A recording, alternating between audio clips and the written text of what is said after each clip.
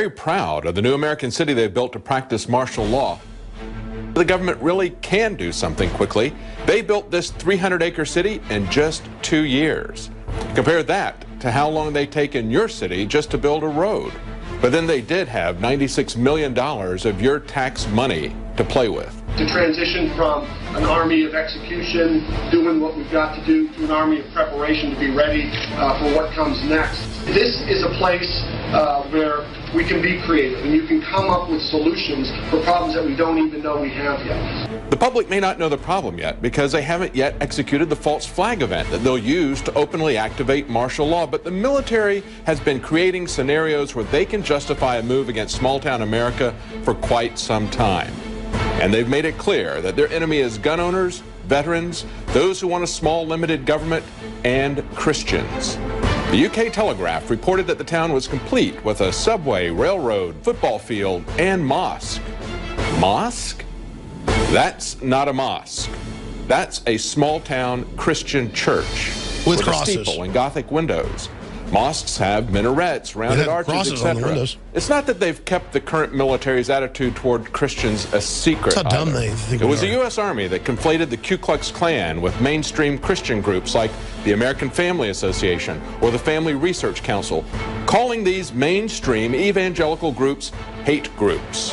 In just the last year, an official Army email and briefings at both Fort Hood, Texas and Camp Shelby, Mississippi attacked Christian groups and said they don't share Army values.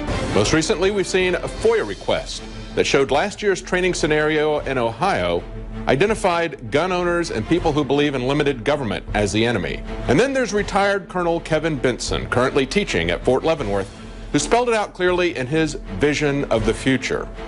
When the leaders of the group hold a press conference to announce their goals, they invoke the Declaration of Independence, and they argue that the current form of the federal government is not deriving its just powers from the consent of the governed, but is actually destructive to these ends. 6% approval. Therefore, they say the people can alter or abolish the existing government and replace it with another. And while mainstream politicians and citizens react with alarm, to the words of the Declaration of Independence, the Tea Party insurrectionists in South Carolina enjoy groundswell of support from other Tea Party groups, militias, racist organizations like the Ku Klux Klan.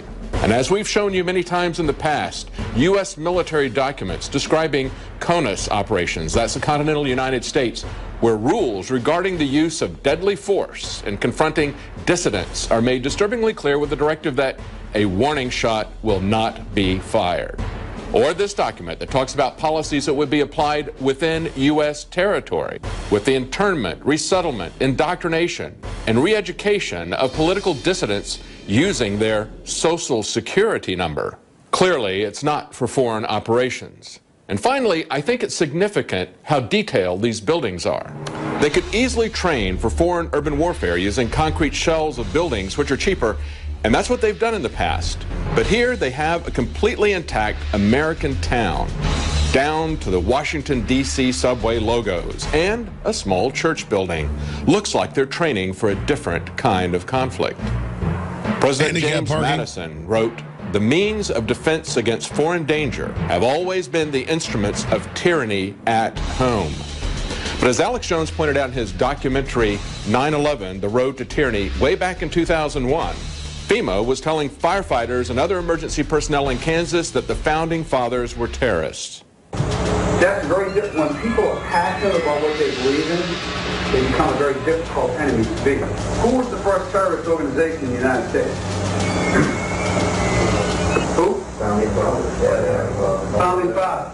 You mean Thomas Jefferson? Oh, yeah. You mean George Washington? Oh, yeah. Paul Revere? Yeah. These guys right here, let me ask you something. Did they try to scare people? Oh, yeah. They tried to intimidate the British. Did they use acts of violence? Your founding fathers, my founding fathers, were involved in acts of terrorism. Posse Comitatus? Constitution? That's just yesterday's red tape.